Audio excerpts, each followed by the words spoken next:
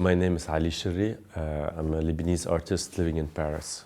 I don't think I was meant to become an artist. I don't come at all from a family of artists, but I was quite close to a lot of the post-war Beirut local art scene. I had worked with many artists, like designing books for them, playing in their films, sometimes theater, doing stage set design. So anything any artist needed, I was around to do it.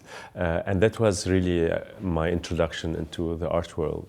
So growing up in a civil war situation and deciding to become an artist in a post-war Beirut that was not completely destroyed, but almost completely destroyed. It was about imagining what kind of city we want to live in, what kind of history we want to write, how do we want to tell these stories of violence. These questions very quickly became central in my work. The production of historical narratives, especially after trauma, after war, after violence, the possibility of representation of traumatic experiences. So try to think how art can bring new perspective of understanding these very complex stories and living experiences. In my sculptural work, the question of materiality is very central. Like, I'm very sensitive to what material to use for which elements and how this material also evolve in time. Is it something, that will remain the same, or would change color, or, become more fragile with time? So for me, the sculptures are living objects, and through this, the question of materiality, I try to make this more visible. And as an introduction to history through its materiality, I became more and more interested in the question of monuments and the practice of creating monuments as also a way of producing historical narrative. We tell the story of a place through the heroes and the historical figures, which are again, made from, lasting material, from usually bronze. Through this, I'm trying to think how we can deconstruct these structures of power, but from their material nature. So one of the work in the exhibition is really looking at these leftovers or the ruins of these power figures in a dwarfed size. So they more feel like the maquette, like a representation of something that was once there, and leaving the empty space of the monument that has been taken down as emptiness inside these cabinets.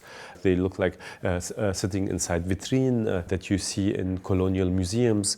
So using all the language of museography about, producing a narrative, but this time with these failed, let's say, figures that were questioned or toppled. So some of these pedestals, as I mentioned, come from the Arab Spring, some from Europe, from Bristol, from Vienna, from the Black Lives Matter movement, or post-USSR Stalin statues that were destroyed. Recently, I've been working a lot with mud, and thinking about mud as historical material that humanity has always used to create new life, new objects. That's how we made our first vessels and houses and gods and mythologies. So through this question of mud, I shot actually two work, a fiction feature film called The Dam and a video installation of Men and Gods in Mud, really thinking about the history of mud as materiality, thinking about the different civilizations that thought of mud as the origins, as the creation myth. The installation is shot with brick makers in northern Sudan near the Marawi Dam. So this is one of the major hydroelectric water projects on the Nile River, and considered one of the most destructive projects for the environment, but also for the local population. So again, we're faced with a violent structure that was imposed by a dictatorship and authoritarian regime, and that created disruption into people's lives, into the landscape. So we have like two timelines. There's the historical timeline of ancient myth, of, you know, like civilization, 1,000 years of civilization, and the more, you know, like contemporary time of violence, of war, of exploitation, and how these two timelines could meet or not. So we've always imagined mud as also a possibility of other worlds to appear, of the emergence of different realities than our own. So I place myself in this tradition of thinking, okay, mud is this, you know, coming together of earth and water, makes everything possible.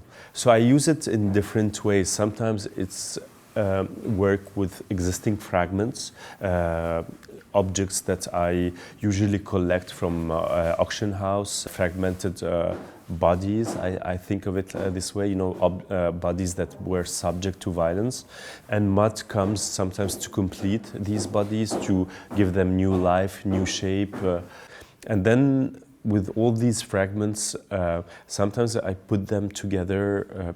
I mean, in this series called graftings, just like in botany or also for human beings, when you graft something from a different species or a different type, in order to create new forms of life, new species, new possibility of survival through these forms of graftings. And I look at it really as a form of solidarity between broken objects. Like these broken things come together to form a new body, you know, like a surviving body. Because the question of surviving is something, I mean, being in a way also survivor of a civil war, I mean, it's something that I tried really to understand. What does it mean to survive? In what form do we survive? And what dies inside of us, even if we're considered as survivors?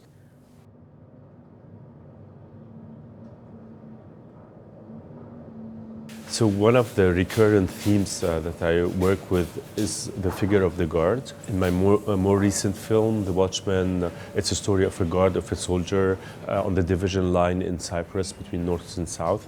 So the guard for me is really in this process of waiting for an event to happen.